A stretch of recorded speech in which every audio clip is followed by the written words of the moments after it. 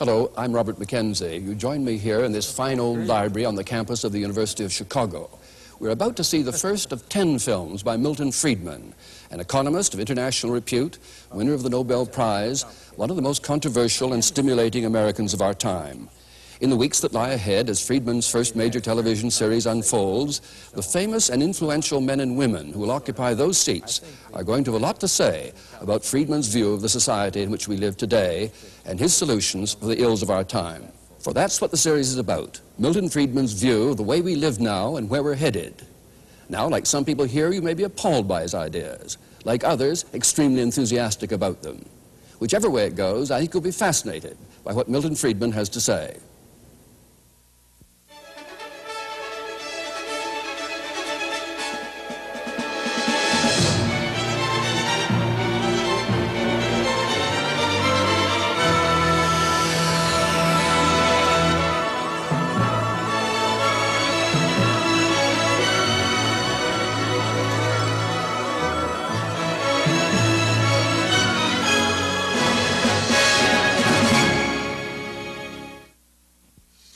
This morning around the New York metropolitan area. Skies are sunny now. A little bit of cloudiness over the eastern end of Long Island, a patchy fog out there. Boy, we've got some lovely weather to talk about, and I think I promised you this back at the beginning of the week. Once, all this was a swamp, covered with forests.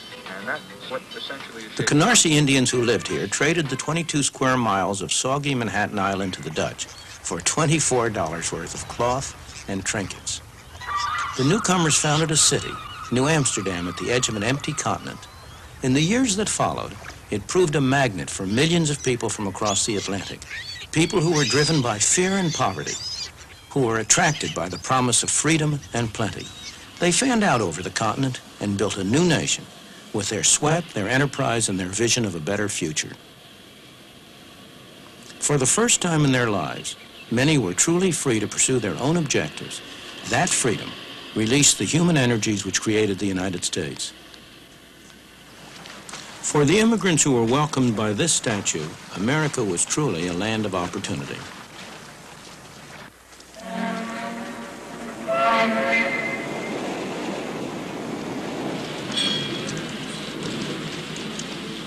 They poured ashore in their best clothes, eager and expectant, carrying what little they owned. They were poor, but they all had a great deal of hope.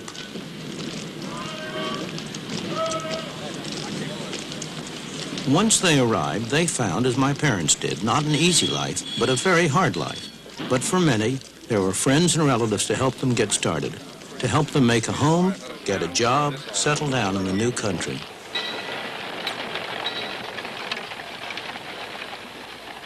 There were many rewards for hard work, enterprise, and ability. Life was hard, but opportunity was real. There were few government programs to turn to and nobody expected them.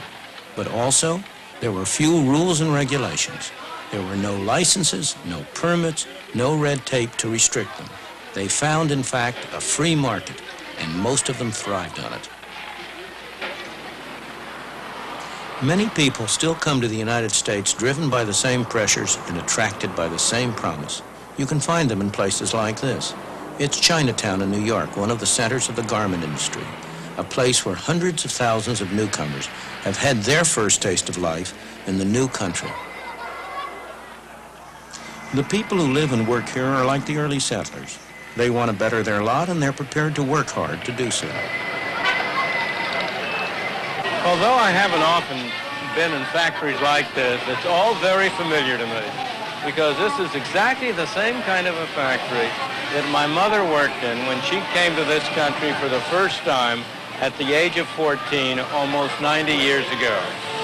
And if there had not been factories like this here then, at which she could have started to work and earned a little money, she wouldn't have been able to come. And if I existed at all, I'd be a Russian or a Hungarian today instead of American.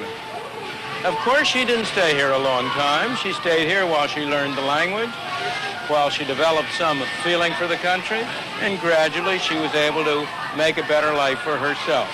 Similarly, the people who are here now, they are like my mother, mostly immigrants from a distant country. They came here because they liked it here better and had more opportunities. A place like this gives them a chance to get started. They're not going to stay here very long or forever. On the contrary, they and their children will make a better life for themselves as they take advantage of the opportunities that a free market provides to them. The irony is that this place violates many of the standards that we now regard as every worker's right. It's poorly ventilated, it's overcrowded, the workers accept less than the union rate. It breaks every rule in the book. But if it were closed down, who would benefit? Certainly not the people here. Their life may seem pretty tough compared to our own, but that's only because our parents or grandparents went through that stage for us. We've been able to start at a higher point.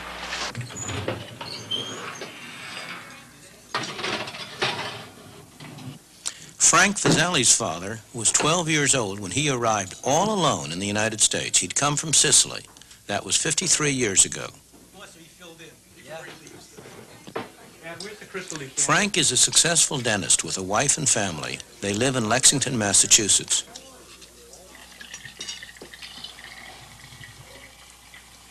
Fine, one bottle fills the whole decanter. There's no doubt in Frank's mind what freedom combined with opportunity meant to his father, and then to him, or what his Italian grandparents would think if they could see how he lives now. They would not believe what they would see, that a person could immigrate from a small island and make such success out of their life, because to them they were mostly related to the fields, working in the field as a peasant. My father came over, he made something for himself, and then he tried to build a family structure. Whatever he did was for his family. It was for a better life for his family.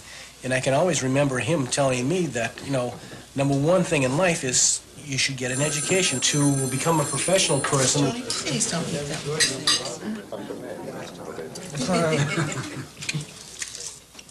The Vasali family, like all of us who live in the United States today, owe much to the climate of freedom we inherited from the founders of our country, a climate that gave full scope to the poor from other lands who came here and were able to make better lives for themselves and their children. You girls gonna have this? Yeah. You, Chris? I know you don't want the whipped cream. But in the past 50 years, we've been squandering that inheritance by allowing government to control more and more of our lives instead of relying on ourselves. We need to rediscover the old truths that the immigrants knew in their bones, what economic freedom is and the role it plays in preserving personal freedom.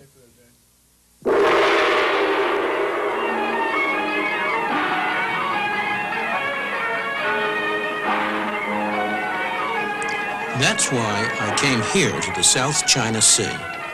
It's a place where there's an almost laboratory experiment in what happens when government is limited to its proper function and leaves people free to pursue their own objectives. If you want to see how the free market really works, this is the place to come. Hong Kong, a place with hardly any natural resources. About the only one you can name is a great harbor. Yet the absence of natural resources hasn't prevented rapid economic development.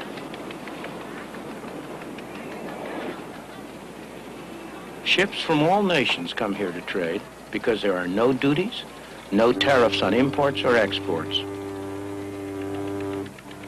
The power of the free market has enabled the industrious people of Hong Kong to transform what was once barren rock into one of the most thriving and successful places in Asia.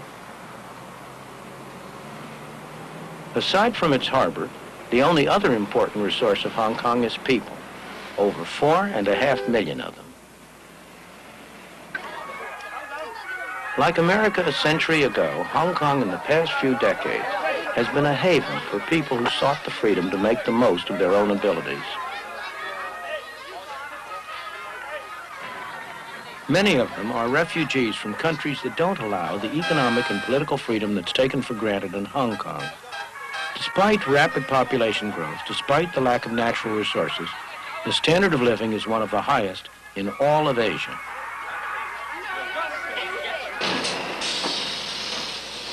People work hard, but Hong Kong's success is not based on the exploitation of workers.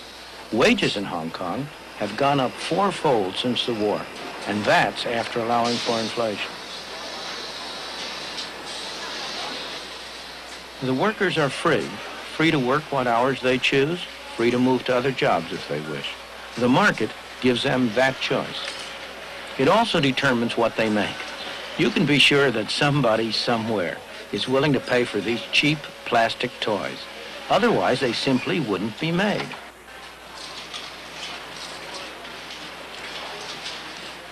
Competition from places like South Korea and Taiwan has made cheap products less profitable.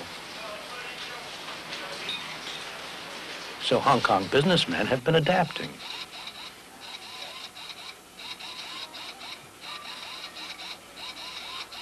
They've been developing more sophisticated products and new technology that can match anything in the West or East. And their employees have been developing new skills.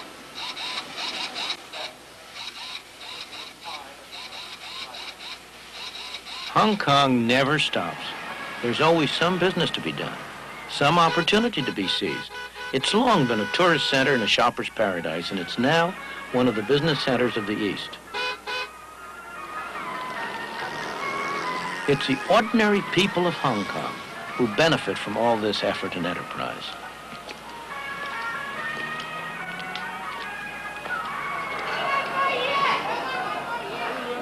This thriving, bustling, dynamic city has been made possible by the free market. Indeed, the freest market in the world. The free market enables people to go into any industry they want, to trade with whomever they want, to buy in the cheapest market around the world, to sell in the dearest market around the world. But, most important of all, if they fail, they bear the costs. If they succeed, they get the benefits. And it's that atmosphere of incentive that has induced them to work, to adjust, to save, to produce a miracle. This miracle hasn't been achieved by government action, by someone sitting in one of those tall buildings telling people what to do. It's been achieved by allowing the market to work.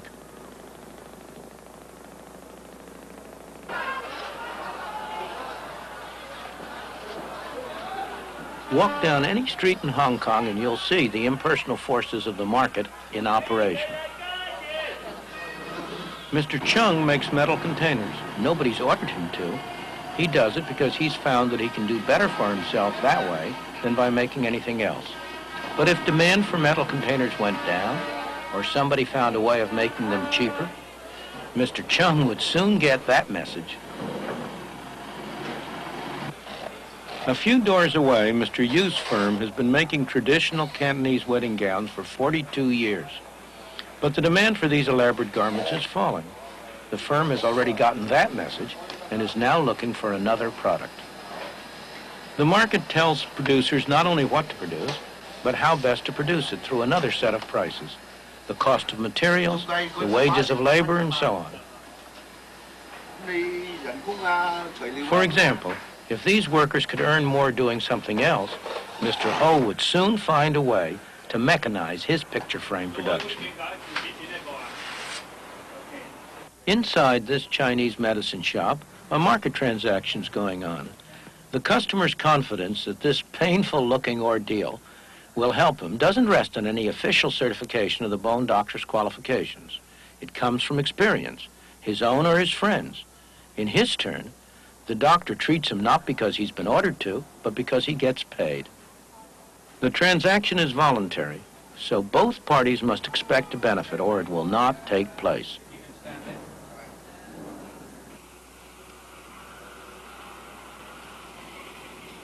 Believe it or not, this backyard is the entrance to a factory.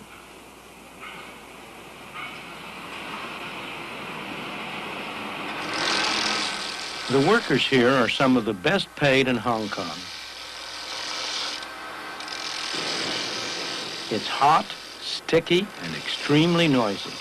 The workers are highly skilled, so they can command high wages. They could induce their employer to improve working conditions by offering to work for less, but they would rather accept the conditions, take the high wages, and spend them as they wish. That's their choice. The best-known statement of the principles of a free market, the kind of free market that operates in Hong Kong, was written on the other side of the world.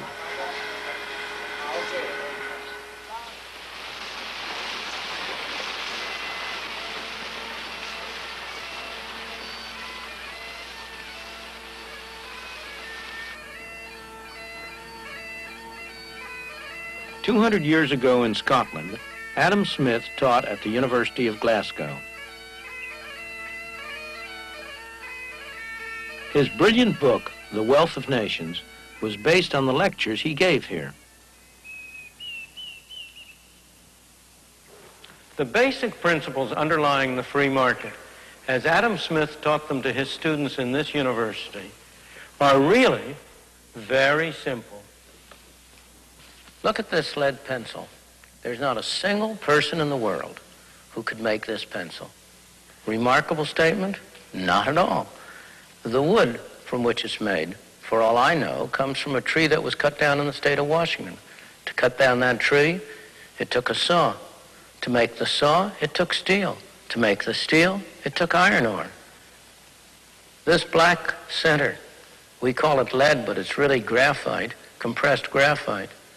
I'm not sure where it comes from, but I think it comes from some mines in South America. This red top up here, the eraser, bit of rubber, probably comes from Malaya, where the rubber tree isn't even native. It was imported from South America by some businessmen with the help of the British government. This brass ferrule, I haven't the slightest idea where it came from, or the yellow paint, or the paint that made the black lines, or the glue that holds it together. Literally thousands of people cooperated to make this pencil. People who don't speak the same language, who practice different religions, who might hate one another if they ever met. When you go down to the store and buy this pencil, you are in effect trading a few minutes of your time for a few seconds of the time of all those thousands of people. What brought them together and induced them to cooperate to make this pencil? There was no commissar sending out orders from some central office. It was a magic of the price system, the impersonal operation of prices that brought them together and got them to cooperate to make this pencil so that you could have it for a trifling sum. That is why the operation of the free market is so essential, not only to promote productive efficiency, but even more to foster harmony and peace among the peoples of the world. These people are crossing between two very different societies. This is Lo Wu, the official border crossing point between China and Hong Kong. Nowadays, there's a considerable amount of traffic at this border. People cross a little more freely than they used to.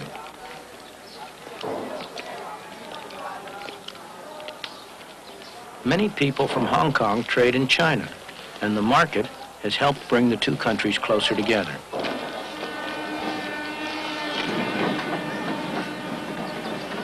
But the barriers between them are still very real. On this side of the border, people are free not only in the marketplace, but in all their lives. They are free to say what they want, to write what they want, to do pretty much as they please. Not so over there. That is why people in China who cannot get permission to leave go to desperate lengths to escape. They risk their lives in the process. Many lose their lives, but that doesn't keep others from following. Some are attracted by the higher material standard of life in Hong Kong, but more by the natural human desire to be free. The people who get official permission to leave China are fortunate. They're going to be able to enjoy the benefits of the economic freedom they'll find in Hong Kong. But more important, that will give them a much wider freedom. Human and political freedom has never existed and cannot exist without a large measure of economic freedom. Those of us who have been so fortunate as to have been born in a free society tend to take freedom for granted, to regard it as a natural state of mankind. It is not. It is a rare and precious thing. Most people throughout history, most people today, have lived in conditions of tyranny and misery, not of freedom and prosperity. The clearest demonstration of how much people value freedom is the way they vote with their feet when they have no other way to vote.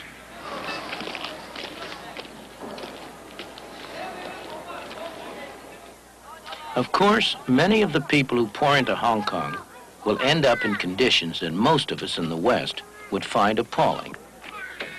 Hong Kong is very far from utopia. It has its slums, its crime, its desperately poor people.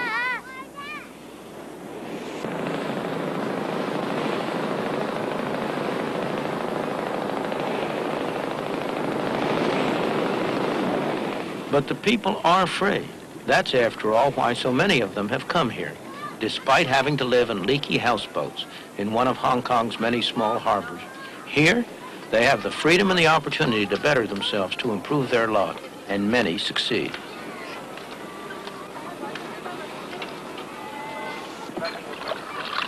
There's appalling poverty in Hong Kong, it's true, but the conditions of the people have been getting better over time.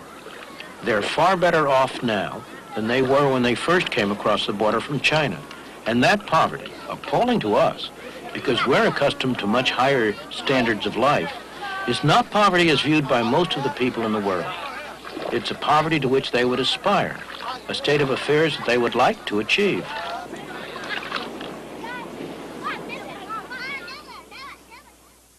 There is an enormous amount of poverty in the world everywhere. There is no system that's perfect. There's no system that's going to eliminate completely poverty, in whatever sense. The question is, which system has the greatest chance? Which is the best arrangement for enabling poor people to improve their lot? And on that, the evidence of history speaks with a single voice.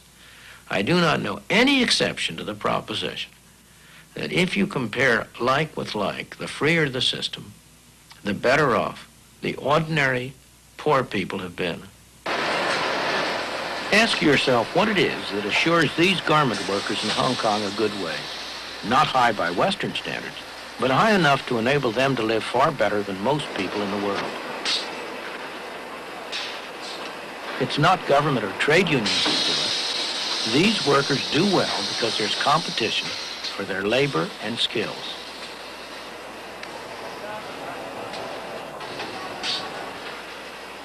When a businessman faces trouble, a market threatens to disappear, or a new competitor arises, there are two things he can do. He can turn to the government for a tariff or a quota or some other restriction on competition, or he can adjust and adapt. In Hong Kong, the first option is closed. Hong Kong is too dependent on foreign trade so that the government has simply had to adopt a policy of complete non-interference. That's tough on some individuals, but it's extremely healthy for the society as a whole. Only the businessmen who can adapt, who are flexible and adjustable, survive, and they create good employment opportunities for the rest. The complete absence of tariffs or any other restrictions on trade is one of the main reasons why Hong Kong has been able to provide such a rapidly rising standard of life for its people. Even Communist China recognizes Hong Kong's success. It set up shop here and now accepts the universal symbol of capitalism. The Bank of China, the official bank of Communist China, is the largest bank in Hong Kong. There's no doubt that Communist China recognizes the power of the market. In all this, the government of Hong Kong has played an important part, not only by what it has done, but as much by what it has refrained from doing. It has made sure that laws are enforced and contracts honored. It has provided the conditions in which a free market can work. Most importantly, it has not tried to direct the economic activities of the colony.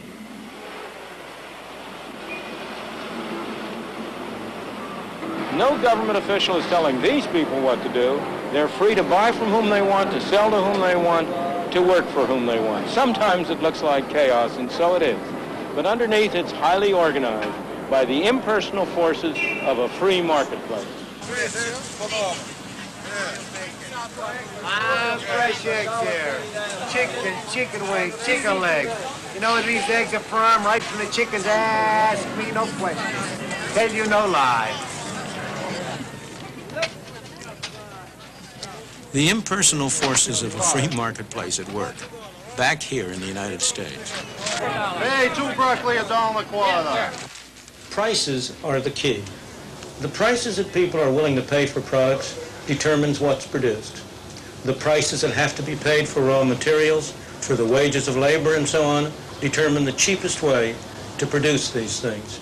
And in addition, these self-same prices, the wages of labor, the interest on capital and so on, determine how much each person has to spend on the market.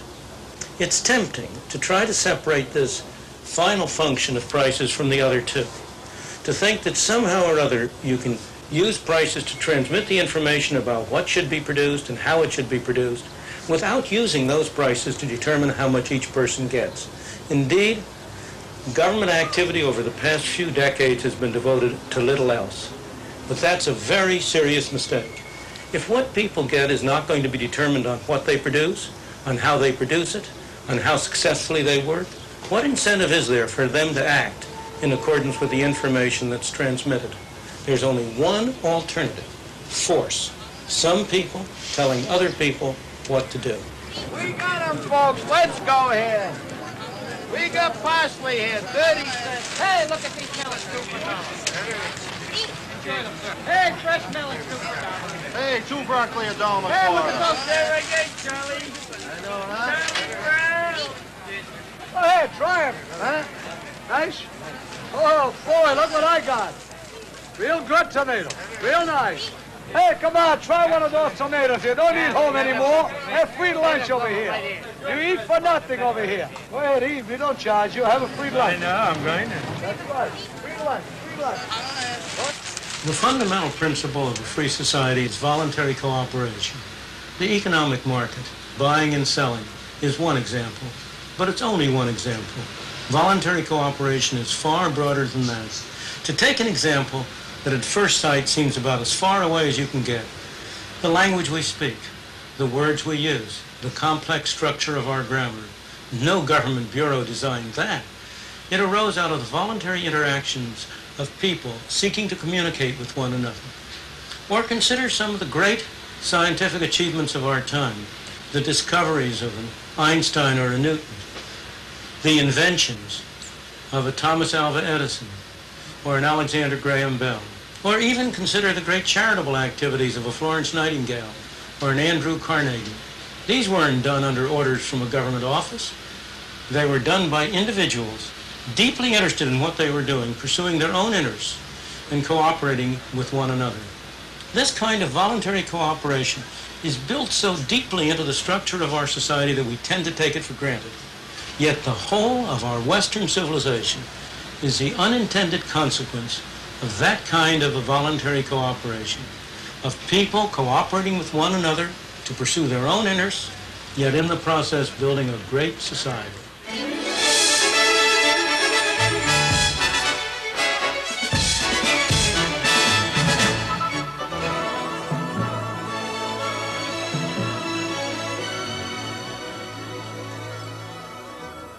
And here at the Harper Library in the University of Chicago, our distinguished guests have their own ideas too. So let's join them now. It seemed to me he was saying that the golden age for America, when it was truly a land of opportunity, was the late 19th, early 20th century. No regulations, no permits, no red tape. I would argue that the government played a decisive role in an enormous grant to the railroads in creating an American capitalist economy. And secondly, if you go back to that golden age, you find that the government constantly intervened in a rather characteristic way. It used troops against strikers. American labor history has been the most violent, bloody class struggle anywhere in the world. And the government, up until 1932, the law, the courts, the society, always sided with business, always sided against working people. Therefore, I would argue that both economically and in terms of repressing the attempts of people to assert their freedom, government prior to the rise of the welfare state in this country was more or less owned by business. Milton Friedman. Michael Harrington is seeing the hole in the barn door, and he's not looking at the barn door itself. The plain fact is, during the whole of that period, while government did intervene from time to time, and mostly to do harm, I agree with him that government intervention was, in the main, not a good thing, tariffs, for example. On the other hand, throughout that whole period, government spending, federal government spending, central government spending, never was more than 3% of the national income. It was trivial. The land grants to the railroads were a minor factor. I don't approve of them. I'm not saying they were a good thing, but they were a very minor factor. One has to have a sense of proportion, and that goes to the whole discussion. I am not an anarchist. I am not in favor of eliminating government. I believe we need a government. But we need a government that sets a framework and rules within which individuals, pursuing their own objectives, can work together and cooperate together. And they work together and cooperate together not only in economic areas. I want to hold you for a moment, though, to that golden age theory, that we were best when we were regulated least in the late 19th and early 20th century, because remember, the sweatshop analogy comes out of there, when there was no attempt to restrict hours of work or to regulate working conditions. Now, is that a view you accept of that period? Well, I think it's necessary to contrast it with what's happened in the interim. I don't see how we can talk about that without comparing it with the interim period. Now, you talked earlier about the fact that during the last 50 years, we had squandered some of our inheritance of freedom. Absolutely. And I believe during the last 50 years, we really have improved our freedom.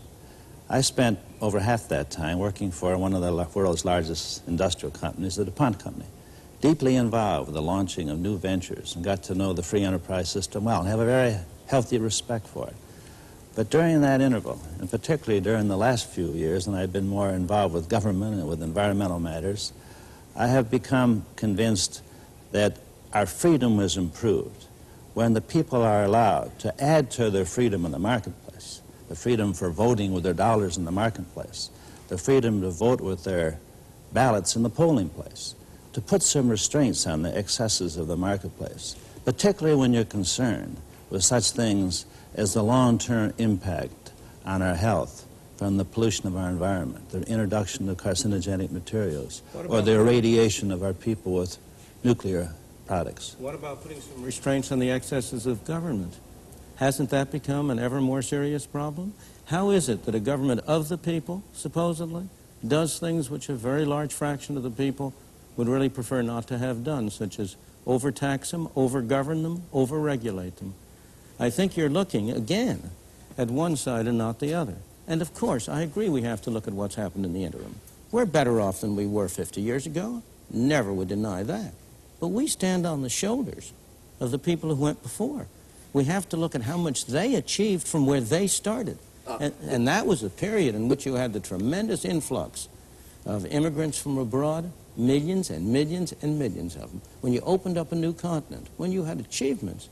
Milton, are you saying, though, that there's any sense in which you'd rather go back to those circumstances where there are no regulations of factory work, no hours, limitations of hours of work? Do you want to return to that, or do you just say that was a stepping stone to where we are now? It depends on what you mean by circumstances. I don't want to have to go back to using a horse and buggy instead of an automobile. But I would prefer to go back to the kinds of governmental regulations or absence of regulations, the greater degree of freedom which was given to individuals to pursue one activity or another, which prevailed then than which prevails now. I think that really our industrial leaders have been dragged into the future screaming. They resisted the child labor laws, they resisted Social Security, labor unions, and now the environmental movement. Once the government forced them to pay attention to those by the voting of the people on the ballot box and in the polling place, then the industrial leaders, business leaders, paid attention to those rules and have done a good job in most cases of abiding by them. Excuse me. Bob Galvin is an industrialist. Now, come on, is that a fair statement? Maybe the industrialists have a clearer view of history and its prospects. The most precious asset we possess is freedom. The easiest way to lose one's freedom is to go into receivership. And I mean economic receivership, because a receiver is a dictator.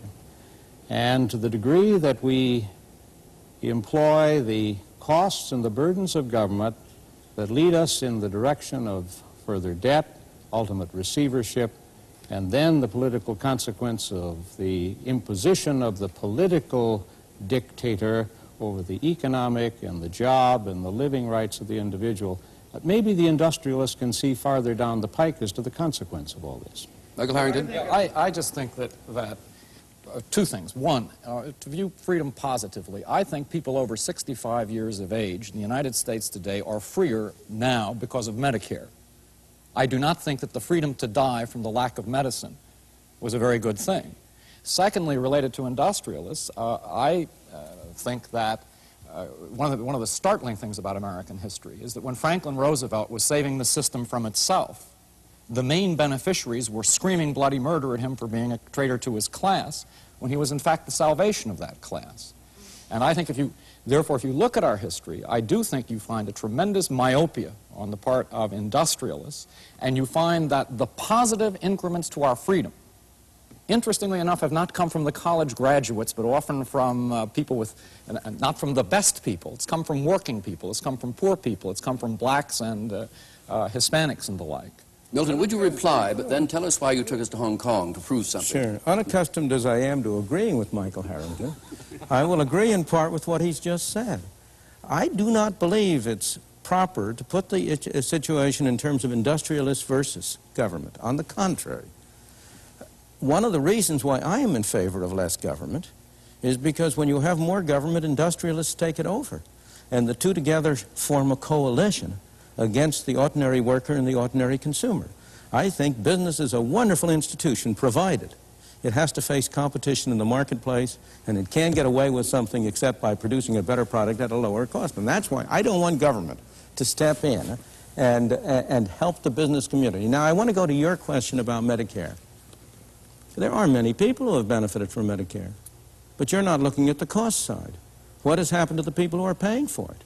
It isn't, we don't have a free good. It isn't coming from nowhere. And are they benefiting from it in a cost-effective way? Those are the questions. It's demagoguery, if you'll pardon me, Michael Harrington, to say the people who have Medicare are freer. Of course, in one dimension. But they themselves have been paying all their lives. And have they gotten a good bargain? At the moment they have. The young men, the young working people who are going into Social Security now, they're going to get a very raw deal indeed. Milton, interestingly, on that point, people over 65 are paying more of their spendable income for medical care now than they were before Medicare was enacted. It's been not a very successful program. Government doesn't do things well. It doesn't do things well, and it hasn't done things well in Britain, in Canada, in the United States. Now, Milton, then you took us to Hong Kong on exactly that point. Right. That here, you said, was a true model of the market operating. Now, is that really the fair description of Hong Kong? At the moment, yes. It's not again, there aren't any such things as 100% one way and 100% the other. Everything is mixed, of course. Hong Kong has a government. It happens to be a government. In this case, there's no democracy in Hong Kong. It's run from Britain. It's a crown colony of Britain, and the British Governor General and so on, the financial secretary run it. But the situation in Hong Kong is that there is very little government regulation of industry. There's complete free trade. There are no tariffs. There are no export subsidies. There are no restrictions on the purchase and sale of monies, so that it comes about as close as to a complete free market as you can find in the world today. And there is no doubt that the main beneficiaries have been the low-income people, the poor people who poured into Hong Kong by the hundreds of thousands and millions out of Red China and who keep on trying to get in there. This goes to Michael Harrington's question. If an industrial system, if a free enterprise system is a system in which the poor are ground beneath the heels of these rapacious industrialists he's worried about, how would he explain the success in Hong Kong, the extent to which people continue to vote with their feet to go there? You're not asking us to make of the United States one gigantic Hong Kong or sweatshop or whatever you want to call it. You'd acknowledge that, that there is a historical development of an economy, and what may be right for one stage in the development of an economy may not be right for another stage. Isn't the issue, where do we go from here? What pragmatic decisions do we make about the direction of the American economy? Should it be toward more and more government, or should it be trying to preserve an adequate balance between freedom of choice and government intervention? Again, the problem is to distinguish two things. This comes back to an earlier comment, the circumstances in terms of the physical arrangements, and the circumstances in terms of the rules that guide the society. Now, in the case of Hong Kong, of course, I'm not asking that we crowd our people to a density of population such as Hong Kong is. Hong Kong is a marvelous example just because its circumstances are so terrible, its physical circumstances. And the people in Hong Kong would love to get elsewhere into less crowded circumstances if other people would let them in. This is a problem of immigration, which is a very important restriction on human freedom. In the period before 1913, we had complete 100% freedom of immigration into the United States. We don't now. But go back to your question. Do you think Hong Kong would exist if it weren't in close juxtaposition to Communist China? Hong Kong would exist.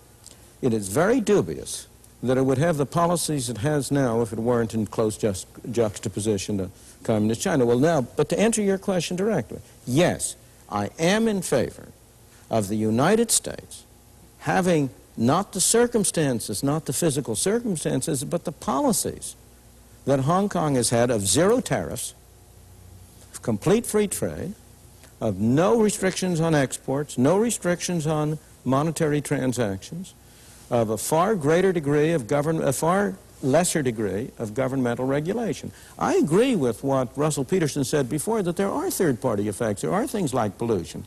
The question is whether we're handling them in the right way, and I think we're not. I want to bring Bob Galvin in here. You got the beginning of Milton's agenda there. No tariffs, for example, no restrictions, no quotas. Now, will business, big business, wear that kind of policy? I think big business and all business could wear that kind of policy if we could find the appropriate balancing factor that in the rest of world trade, where we trade outside our border, and as others come in, we are required to trade against socialized institutions. That's a very different kind of an institution than the private institution. The private institution can clearly operate more efficiently if it is not imposed upon by an artificial price from the socialized institution across the seas.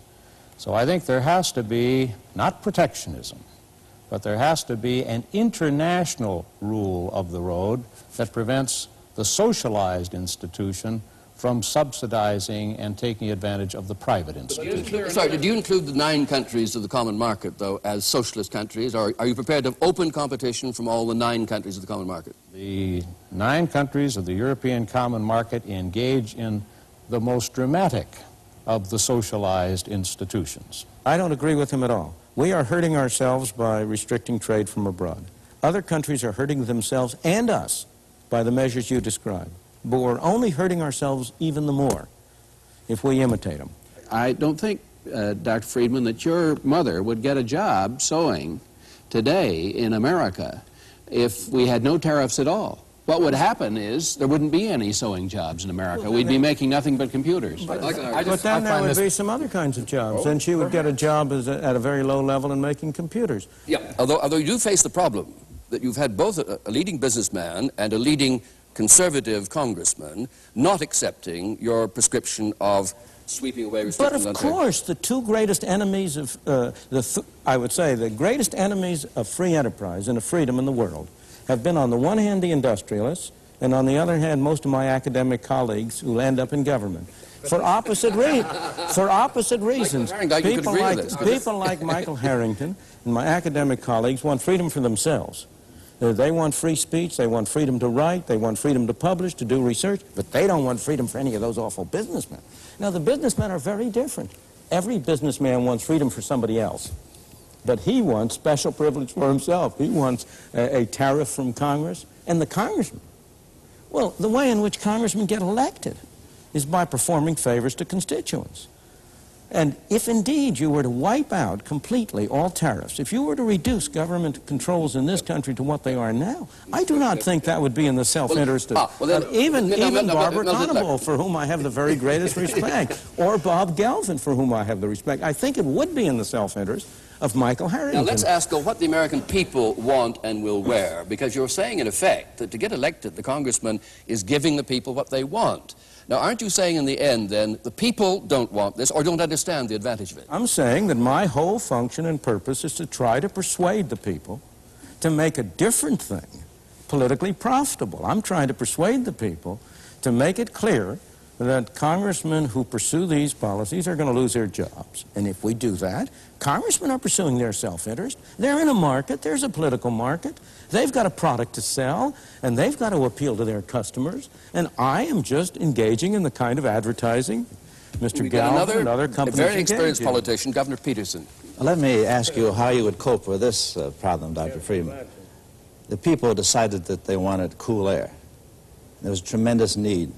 And so we built a huge industry, the air conditioner industry. Hundreds of thousands of jobs, tremendous earnings opportunities, and nearly all of us now have air-conditioned homes and cars and offices.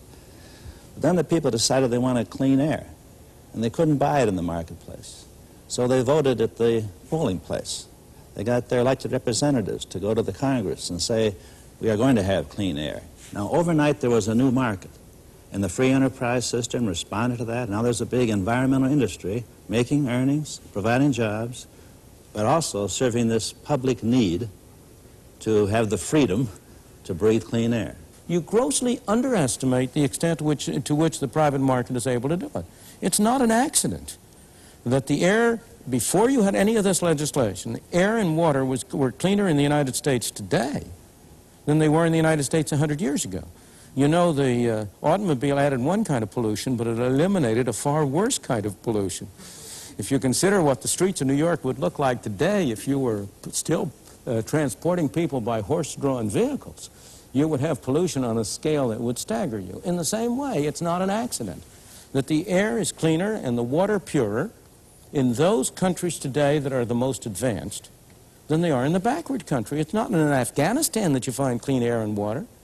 It's in the advanced countries. So the market is a very much more subtle mechanism than people give it credit for being. I would like to get this back to the real world, because in the real world, there is no possibility that American business, which is a welfare-dependent business system, is going to adopt these ideas. What these ideas function as in the real world is a rationalization for the myth of free enterprise, which disguises the fact of state capitalism, as an argument against social intervention in a society that does intervene on behalf of the steel industry very quickly. Finally, in terms of the American political process, I don't believe that the political process is so simple as having the people elect the government. The fact is that when a Jimmy Carter is elected president on a relatively liberal platform, he then has to win business confidence because of the control of the investment process by corporate power. And I think that fact, corporate power, rationalized by free enterprise myths, is the central problem of freedom in our time, and that's what has to be attacked. Before we come to Milton again... but I've got to comment on this, because I think we mustn't let words get in the way of what really is the case. I take it you think we don't have socialism. I would say to you that 46% of every corporation in this country is owned by the U.S. government. That's the corporate income tax. That means out of every dollar of profits that a corporation makes, 46 cents goes to the U.S. government. The actual tax is far higher than that because you tax that doubly when it comes to the individual. The extent to which corporations control their investment decisions has been increasingly reduced. The government is dictating what they spend their investment funds on in the name of pollution control and in the name of other things. It's a myth to suppose that there is some kind of a big corporate power over here. There was a time when corporations were more influential than they are now, but at the moment, I think they're a beleaguered minority rather than the dominant majority. But I'd like to take the others into this for a moment. What is the process for those of you who want to roll back the state or to push back governmental influence on the operation of the economy? Before we let Milton in on that, what would you do as an active politician, as another politician, and a businessman? Well, I personally think we ought to restrain the growth of government in the future by putting some sort of limit on government expenditures. I would like to see a constitutional amendment doing that. Otherwise, we're going to continue to have the government growing faster than the economy and thus pushing more and more of the gross national product through the tin horn of government. I think that's a mistake. It's a difficult thing to do. I hope we can find some way to do it without making ourselves less free in some way. Governor Peterson, can it be done? Yes, I think we can make substantial headway by furthering our pluralistic society, by encouraging, educating more people to think comprehensively. I think one of the big problems in our world is that leaders in government and in industry are short-sighted. They don't look at the long-term impacts of their decisions. And in a democracy such as ours, the power is with the people, just like the textbooks say. And if they get this more comprehensive understanding and knowledge, they're going to see to it that the special interests of elected officials will be in tune with getting reelected, and they will look at the long-term views just like the citizenry is. So I'm all in favor of an all-out push to get this freedom to vote in the polling place added to the freedom of the marketplace, because that's a potent combination. But voting in the polling place is a very different kind of freedom than voting in the marketplace. When you vote in the polling place, it is important, but it's a very different kind. When you vote for a package. And if you are in the minority, you lose. You don't get what you want. When you vote in the marketplace, everybody gets what he votes for. If you vote for I vote for a green tie, I get a green tie. You vote for a blue tie, you get a blue tie. If we do that in the polling booth, if 60% of us vote for a green tie, you have to wear a green tie. Oh, but the 40% don't just shut up. They can try to influence the decision. They can try to influence, but it's a very different and less efficient mechanism for matching performance, matching results to individual tastes and preferences. Whatever kind of car I buy, I still get dirty air.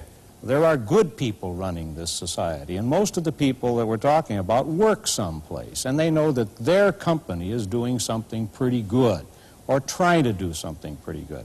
I think the people are going to start telling the leaders where they've gone wrong and start to redress it by the direction of the ballot box. People in general are more conservative and in particular are more liberal.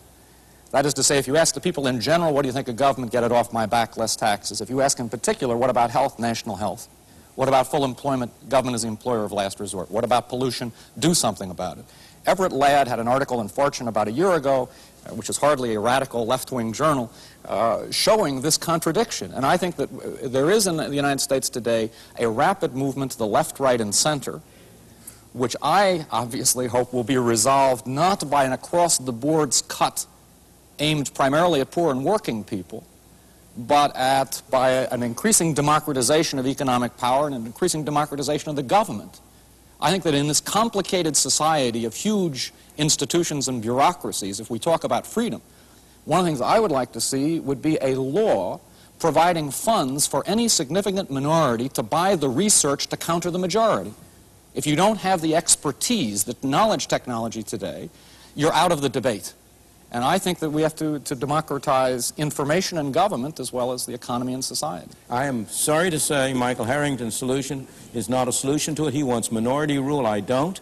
I want individual rule. I want human beings separately and individually to have control of their lives. I don't believe that a minority that differs with me should have the right to take money out of my pocket to research for them. They should go out and try to persuade people to contribute to them. I should be free to get people to contribute to me to present my ideas. But the idea of having some kind of an official government agency that is going to finance dissidents, in the first place, anybody who has any sense of realism about the way government operates at all will know that that'll end up in the hands of the majority and not the minority. But can government in this extremely interdependent, complex world economy which is developing, can you have a mystical belief in the invisible hand of Adam Smith? I happen to think that Adam Smith was one of the greatest intellectual figures in the history of the world, and that capitalism was one of the greatest advances that humankind has ever made. But precisely because I put this in historical context, capitalism, as a friend of mine by the name of Karl Marx predicted some time ago, has developed tremendous tendencies towards monopoly, concentration, multinational corporations, money supplies that are not controlled by the Federal Reserve Bank or even the President of the United States anymore. And to think that you can respond to this radically new environment by an 18th century solution, I think really comes down to an intellectual exercise whose practical political effect is to rationalize conservative power in America. This is a myth, a complete myth, that the development of an interdeveloped country in a more complicated world necessitates greater government intervention. Government intervention has not grown in those areas which arise out of the complexity and interdependence of the world. It's grown where? In taking money from some people and giving it to others. All I have to say is that government Dr. Friedman, has to live in the 20th century, much less the 19th or the 18th. But again... And we have to take society as it exists today and build on that. To me, the decisive thing at issue here is an essentially mythic, non-historical presentation of an abstract solution taken out of time, which does not look to the tremendous evolution of capitalist society, the tremendous interdependence of the world, the fact that we now have not only national economic planning, but at the Tokyo summit, and we have institutionalized international economic planning of the major industrial capitalist powers. And under those circumstances, granted the enormous achievement of Adam Smith, granted the enormous achievement of capitalist society, under this radically changed historical situation, to propose those classic old solutions, I think, is to propose something non-serious, which, however, does function seriously to rationalize conservative corporate economic and political power. The great achievements of the 19th century came by departing from the kind of system you now want to reimpose. You want to take us back to the 18th and 17th century when we had a corporate society, when we had government controlling things. The whole issue is what somebody is proposing in the 20th and the 19th and the 18th. The whole issue is, what is the right thing to do? What is the best way in which we can widen our opportunities, preserve our freedom, maintain our prosperity? And it seems to me the kind of solutions you would propose involve more of the same, more of the measures that have failed over and over again to achieve the objectives. Well, we leave the debate for there this week, and we hope you'll join us again the next edition of Free to Choose.